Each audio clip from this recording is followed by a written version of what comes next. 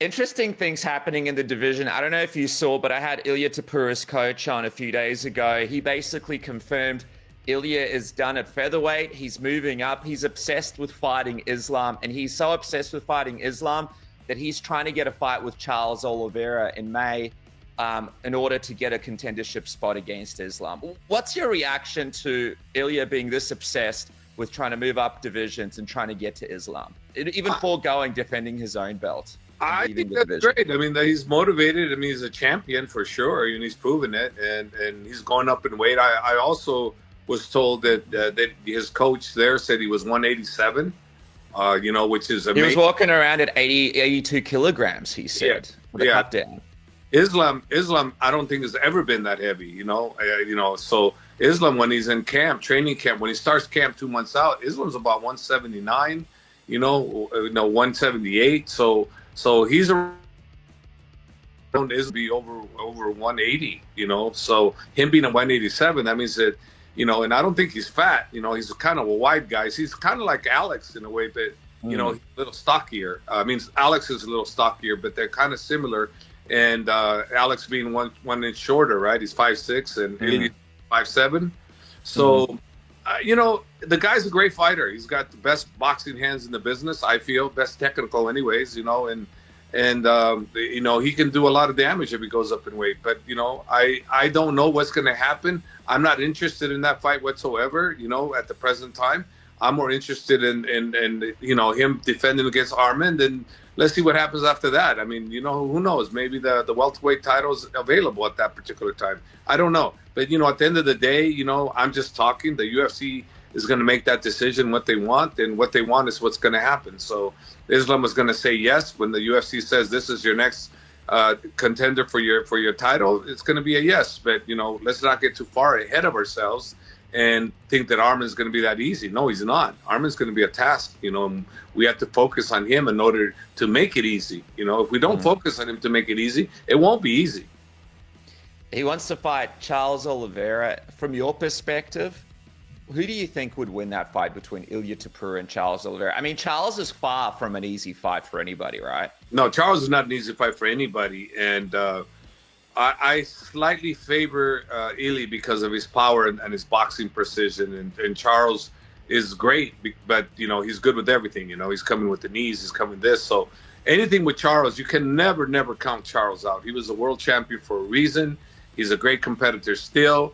And him and Armin's fight was, he came really close a lot of times to submitting Armin too. So you can't count him out. Can never count him out. That guy still is a world beater, and he could definitely be a title contender again real soon. So let's say he does fight Ilia, then all of a sudden Charles beats him. Then all of a sudden we have a rematch with Charles, which would be warranted at that point. So let's see what happens. But him coming up in weight and wanting to stay at lightweight, it's a good step in the right direction versus coming up to weight, then staying back down at featherweight. That doesn't really do very much for Islam. So if he fights another lightweight at lightweight, that means, okay, now people will look at him like he's a lightweight. He's a true, legit lightweight. So for you, you mentioned it before. You want to see Charles beat Ilia Topuria potentially, and then that could really solidify him as the next contender. I don't know if I want to see Charles beat Ilia. I just, I'd like to see that fight happen. I think Charles has a chance to beat him, but I'd have to be honest and feel that I feel Ili's probably a little slightly favored, but anything could happen. I like Charles, but I like who he is as a person, how he acts as a person. I respect him immensely. And so, in other words, if they did fight, I'd be pulling for Charles.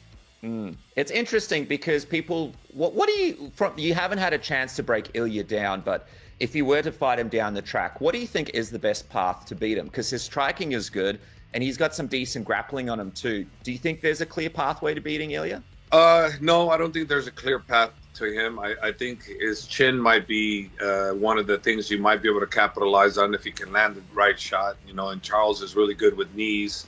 But it being that he's shorter, so that could be an advantage for Charles in the kicking department. Ilia known to be a great kicker, but a good kicker, so that's an area that Charles could potentially expose.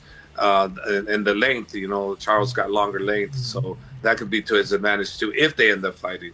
He still wants to submit Islam, though. Isn't that crazy? That's what he keeps saying. You know, from the way they talk, that he dominates everybody at his gym over there. But you know, it's like, okay, that's fine. Because I made a comment that, you know, you come to Dagestan and you do that over there, and then you got my attention. But you know, you can submit anybody you want at your gym, and you can say you have the same caliber of people that Team Habib does. But okay, well, look at all the killers they're at Team Habib right now. Who holds all the lightweight titles in the world right now? Who? And the big more major organizations. Who does? Team Habib. So you can't say you have killers like they have in Dagestan, because they don't. Nobody does. I just see the fight like Islam being like, yeah, you want to come and submit me? I'll let you get the first takedown. You know what I mean? Like, for you guys, it's probably better if he tries to do that, right? And thinks he can do that, then stick to a game plan. That's probably more likely. We don't mind. I mean, the ground. These guys are phenomenal on the ground, and like Islam, I've never seen Islam get dominated by anybody other than Habib. But that's it. Nobody else has ever dominated Islam on the ground. And Armin, you know, way back then did really well against him. But you know, like I said, he was sick, and I hate to say that, and it makes like I'm making excuses, but I'm just stating facts.